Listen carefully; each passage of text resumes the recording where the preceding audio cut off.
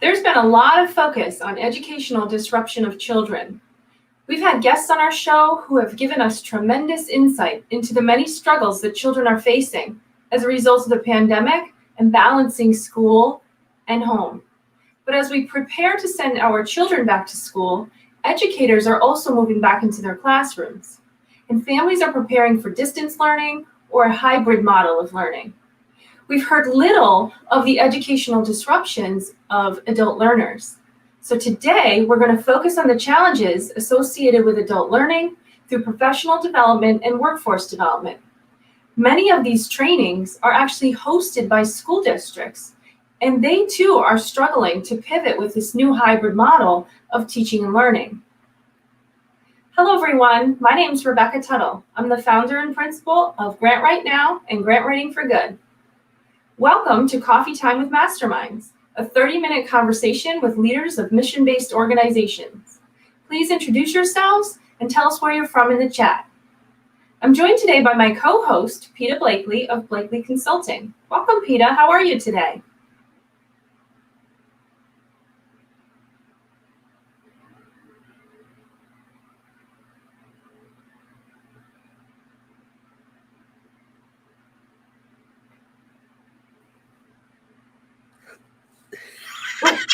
We can't hear you, Peta. I'm so sorry. This is live. Sorry. Good morning. I am Peta Blakely, and I am the founder and principal of Blakely Consulting. And such is the joy of live. Good morning, Cynthia. Good morning. Oh my God, that was great. I was like in the green room. Oh my God, I am Cynthia Rojas. Hello, everybody, and I am the founder and principal of To Your Growth. Welcome. Good morning. All right, now that we're all here, today we're going to be talking about educational disruption for adult learners. Our guest today, Lori Weirbeck, is the coordinator of Farmington Public Schools' Continuing Education Program. And she's with us here to talk about how leaders of continuing education programs have had to shift their services to accommodate adult learners of varying interest, experience with technology, and also by profession. Farmington Continuing Education offers state-mandated ESL, high school completion, citizenship, and adult basic education, as well as various adult and youth enrichment classes to promote lifelong learning opportunities just for the community. FCE will celebrate its 50th year in business next year in 2021. Wow. Lori has been employed by Farmington Public Schools for 21 years and has held the position of coordinator of continuing education for the last 17. She's a member of the Connecticut Association for Adult and Continuing Education and serves on the executive board as the treasurer. She collaborates with many other neighboring continuing education districts on best practices and advocating for continuing education programs, increasing federal and state educational funding. Welcome to the show, Lori. Thank you, everybody. It's nice to be here. Good morning. Thanks for coming. You know, Lori, I spent most of my early career in adult basic education and workforce development training. So this is a really exciting topic for me to be talking about today. I'm glad to hear that it will relate, a lot of the topics that we can talk about today and how it's affecting our students. Yeah. So tell me about some of the challenges for your team, your instructors, and the learners to bringing learning online. Right. So I think our biggest challenge, for our adult learners is basically this adjustment for them, finding the time at home to participate in the online classes. Many of them as adults have families, have obligations or, conflicts that sometimes prohibit them from participating. Our team of instructors were challenged with also trying to switch to this new online delivery model, back in March when this whole pandemic happened. Technology is another obstacle for both instructors, as well as for students, with your different devices that you have, maybe cell phones or laptops or iPads, and also the internet access, being available for everybody. We as a school district have been fortunate to be able to loan some of these devices to some of the students that are in need. And as a result of the pandemic, it's reduced the attendance in the fall quite a bit. Because students are trying to kind of figure out how to get on, what this whole thing is going to look like. So this new delivery can be very challenging for them.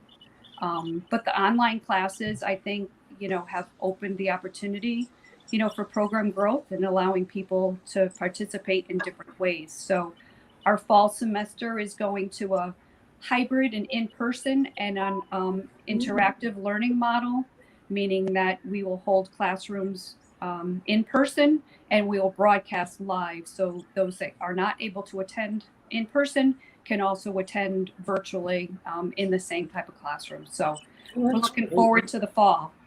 That's awesome. And complicated.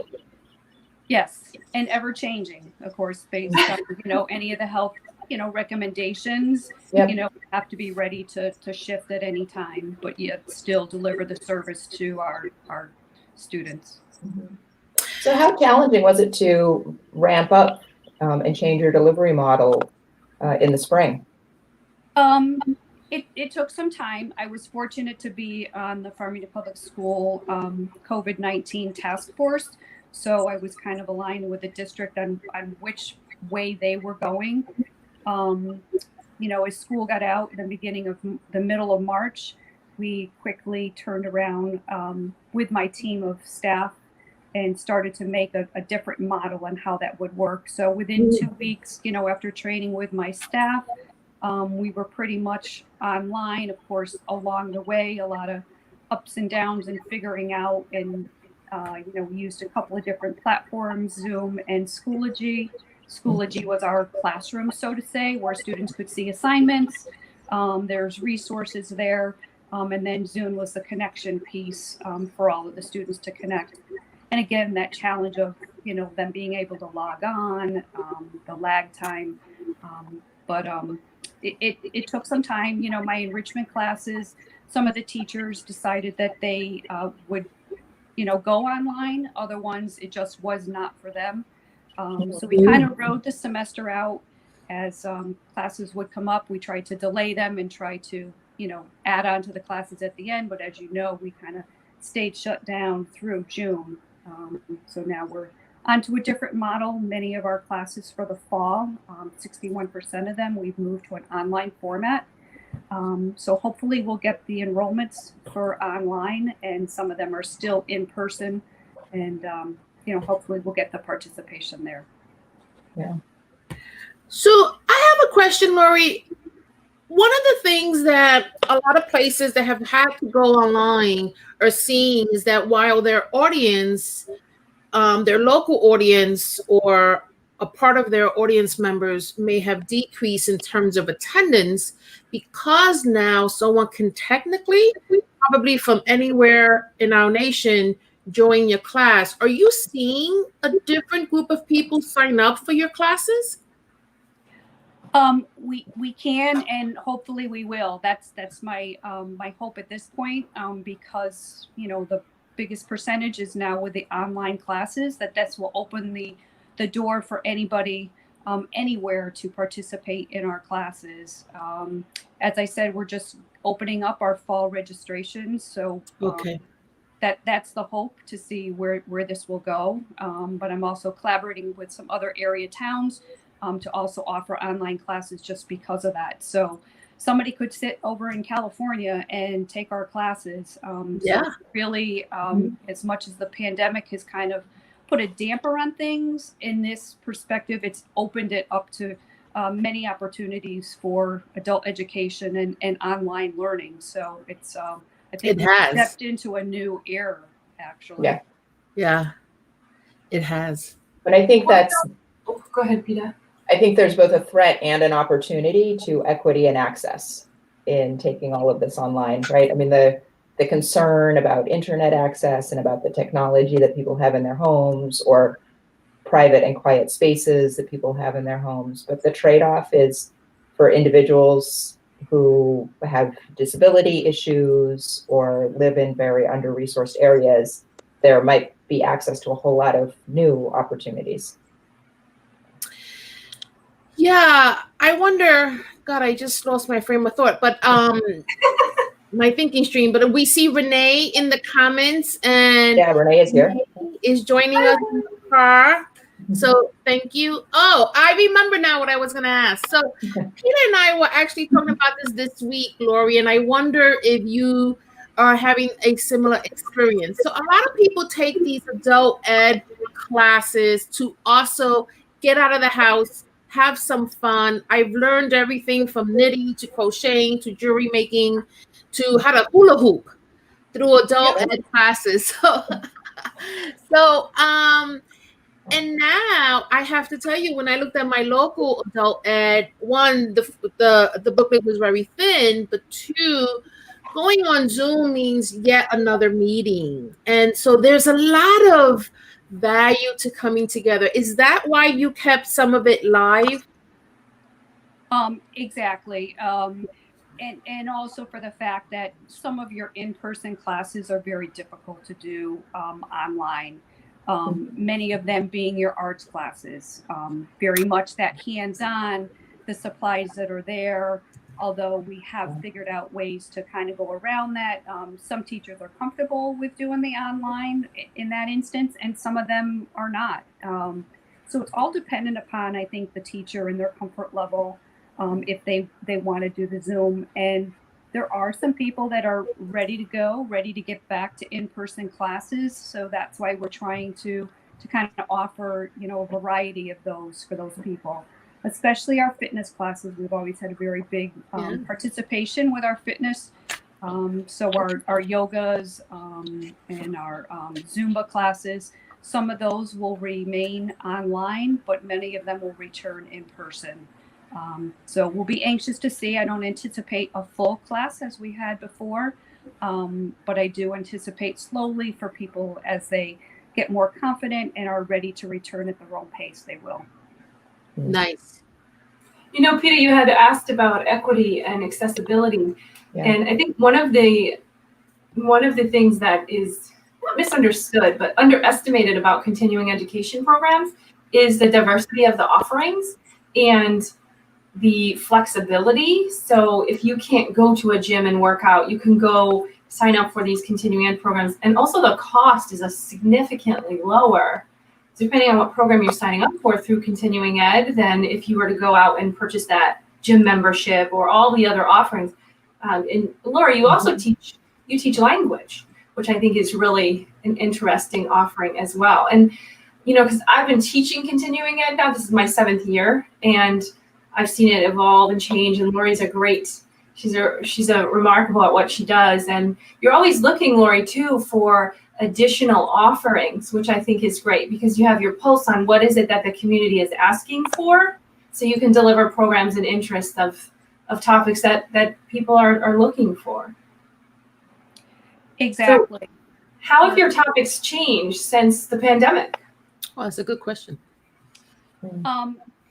They've changed slightly. I think, again, it's keeping in the trends, what's out there.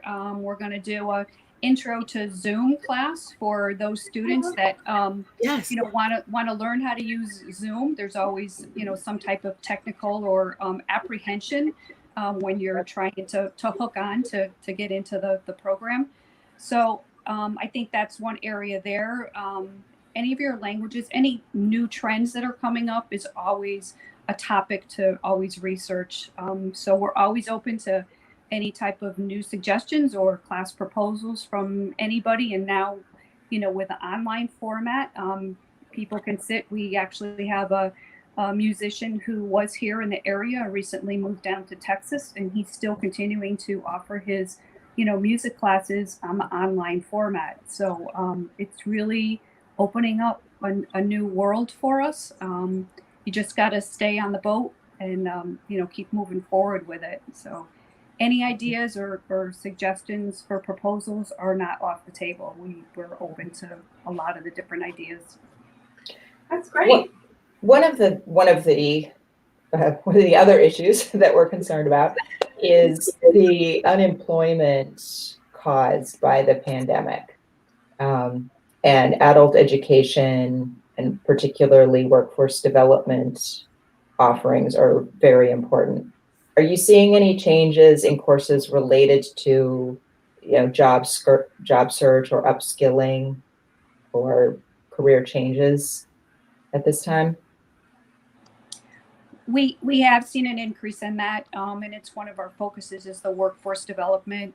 I do collaborate with 2 online programs that do offer career training, one being Ed2Go and the other one is You Got Class by Learn. Yep. So there's many certificate programs that are in here. We do continue to advertise those as best we can, and we have seen an increase in the participation in those. Again, trying to get that certificate, medical terminology, there's a whole list of them. And it's a great opportunity for those students, at entry level, that are not interested in going to college, but these different types of programs are there for them. And it's just getting that expertise in those areas. So it is a very up and coming and very great program for many students to take these classes at a much cheaper rate than it is to go to, your community college or to go to a 4-year college. So yeah, absolutely. We have a question. Rebecca, do you want to bring it up? Sure. Is this May's question here? Yes. Okay, Lori, it might cover you. May says, I know that institutions, universities, colleges, etc. have suffered financially, as has adult ed, experience a financial setback as well. Yeah. So has adult ed experience of financial support? Oh, I'm sorry, got cut off on my screen. We're having a great technical day, Lori. yes, we are. So I don't know if you want to speak to May's comment and question at all. Yes, it will be a challenge. Every district runs differently. Here in Farmington, we are self-supporting, so we are like our own business. So we don't get any taxpayer dollars to run our enrichment program. So anything that does come in and profit off of our classes is what helps supports our program run. In the spring semester, we tried to keep as many classes as we could, and we offered, some credits to students to encourage them to come back online. It's going to be the fall semester now that's going to be the big test to see, what the interest is there and if we can, stay afloat and move forward. So keeping my fingers crossed, we tried to put the best program together that we could for the fall, as well as trying to cut any expenses with our catalog, which is our main expense for the whole program, and then just try to now market and push the enrollment for students to enroll in those classes. Good question. And can I ask you, Lauren, so one of the themes that we've been talking about in this show, definitely as time moves on, is the difference between adaptation and innovation, right? Where in the very beginning, many of us thought that this was going to be 2 or 3 weeks. And then maybe we thought it was going to be 2 or 3 months, right? There was this June 30th deadline, and then I think it was a July 30th, and now I think we're heading into September with we have no idea when this is going to end. Have you moved into the innovation phase? Are you still adapting? Where's your institution in terms of that spectrum? I think we adapted very quickly in the spring, and with that projection of that line that kept moving forward, it was very difficult to kind of target to, and I think it continues to, not just in my program, but anybody that's in this realm of trying to figure out what that's going to be.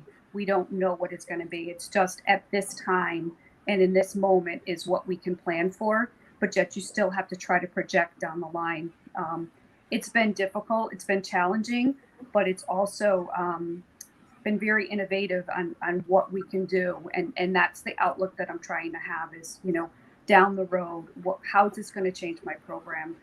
And what can we do with this? So I think that whole online piece is going to be growth and a new direction. So we need to be ready to go, and that's what we are. And I have a lot of staff that are very supportive of that, and administration to support our programs, and we'll just move forward as best we can. Yeah. That's awesome. You know, Lori, PETA is our evaluation and data expert. And I imagine you're going to learn about that direction forward from some of the feedback that you get in your evaluations. PETA, I have a question for you, and then I think it will create a nice dialogue today. So as Lori is looking to the future and making those innovations and those shifts and pivots, what are some of the key questions or key themes that she might want to pay attention to capture some of that information, because data is so invaluable? Yeah.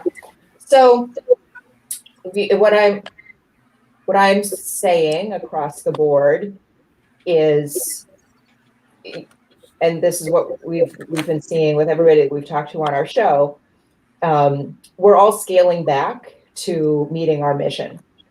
And what I see as the core mission in adult education is affordable educational offerings for people in the community. And so what I would be looking at measuring is not just the number enrolled, but how has who we're reaching changed. Are we reaching any new audiences who might have had barriers to accessing our program before, which could be geographic, right? Are we getting people registering from California and Texas, right? Or are we reaching more people with disabilities, people like for whom coming to a program was onerous? More parents of young kids, maybe for some of them it's easier to access training when they don't have to go out, whereas for other ones of them it's going to be harder. Our basic equity measures, like how is that affecting access across disadvantaged populations, like lower income individuals, things like that. And then I'd be looking for changes in demand, because everybody is living in this period of crisis, right? Everything is changing. So is there a whole lot more demand for, say, creative arts programming because people need an outlet, they need stress reduction, they need to do something creative, they need to do something to replace activities that they would have done outside of the house, right? And they want to feel a sense of community in an online space. So maybe there's a whole lot of demand for drawing, photography, something like that that's a little bit meditative, at-home yoga classes and things like that. Or are people really focused on workforce development and upskilling because they're concerned about their employment opportunities? And to be taking that kind of data and responding in really quick time to adjust offerings accordingly. That's great. Now, I imagine, Lori, since you said that 60% of your programming is shifted online, how responsive are people to your evaluations? Because I know you do them for every single class. Are you getting a good response? Or is there a difference in response since you shifted online? Is it harder to capture that data and that feedback? I don't think it's harder to capture the evaluations. What has helped us with that is we just recently switched to a new registration system. So it's a form that automatically goes out to students right after the class is over, or a trip. So we have for many years included many of those questions that are there.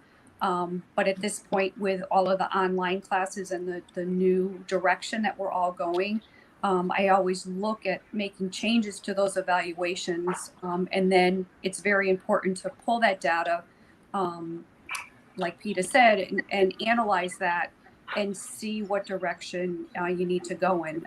It's very instrumental, and I encourage students to, give us their comments, good or bad, just because that's what helps the program grow, and it helps our community. It's a community program, and it's all based on what the community needs are and wants. Yeah, and it especially at a time like this where the faculty are also challenged and being innovative about how they're delivering courses. even if it's in a physical space, there are going to be adaptations having to do with social distancing and not sharing equipment and things like that. So those are all a lot of opportunities for mini experiments and sharing best practices. Exactly. Lori, Oh, go ahead, Cynthia. so you mentioned providing certification training online as especially around this time with this high unemployment. But I wonder, how else has your programming potentially changed? Do you find you're providing more like what Peter is saying? I'm not allowed to say self-care, but like this creative kind of workshops, or did the shift focus more to help people who are unemployed? Have you seen the change in your programming? We have. I think people are still in the fitness and also the stress and meditative type classes. They're trying to get that out, that ventilation of some sort. We did in the late springtime come out with some complementary classes focusing in on these areas just to get people engaged, keep their mind focused. We were all shut in for a long period of time, so it was very stressful for us all and for families. So we did offer some of these classes in many different areas: Zumba, yoga, stress management, different types of classes like that. And it was a collaboration with teachers that offered those classes for free, and then we turned around and offered them complimentary. So it was a nice collaboration and stuff for the students and the community as well. Yeah. All right. Well, we're close to time. Yeah, that was great. So fast. I know, it really does. It really does. Now, Lori, what can leaders of continuing education programs do right now? I mean, we spoke about innovation, we spoke about capturing data, but do you have any other recommendations or suggestions for leaders of continuing education and workforce development programs? I think it's just to continue to look forward. Don't look back to where we were. It's time to reinvent. Nothing is out of the ordinary. Just keep pushing forward, keep offering classes that people want to, and just be aware of what their needs are in the community. Yeah. I like that. Don't look back. Just keep moving forward. I like that. We're not going backwards. That's for sure. We're not going backwards. Yeah. Very good. Now, we usually end every show with a key takeaway, but PETA actually has put something together for us. Do you want to talk about the survey? I have a key ask. just like Lori, just like everybody, we are trying to innovate and we are trying to gather feedback so that we can make this show as useful as possible. So if you look in the comments below this video, you'll see a link to a Qualtrics survey, and we would really appreciate it, whether you're watching live or you're watching one of the repeats. We'd really appreciate it if you would take 5 minutes and click on that link and give us some feedback. So, awesome. Thanks. Yes, we're interested to hear what our viewers have to say and capture and analyze that data and then push it back out to you, right? Because we don't hold out the data. We'll have to report back in a few weeks. Cynthia, do you want to end the show on a key takeaway? Yeah, I really, first of all, I have a deep appreciation for adult ed continuing education classes. So thank you, Lori, for your work and for every town that offers these opportunities. I've learned a lot using those workshops and I miss them tremendously. So thank you for your service. My biggest takeaway, I think your statement is very powerful. There's no looking back, right? We naturally grieve loss, and there are many of us still grieving it, but we will have to realize that there is no turning back, that it's innovation moving forward, and the hope is that we end up better than where we started. So thank you for that, Lori. I appreciate it. You're welcome. Very good. Well, thank you, everyone, for joining us for Coffee Time with Masterminds. Lori, thank you so much for coming on today, and hopefully some of our viewers will either suggest offering programs with you or they'll sign up as students themselves, because what you're doing is terrific. So thank you for coming. Thank you for inviting me. It's a pleasure. Have a great weekend, everyone. Bye-bye. Bye. Bye.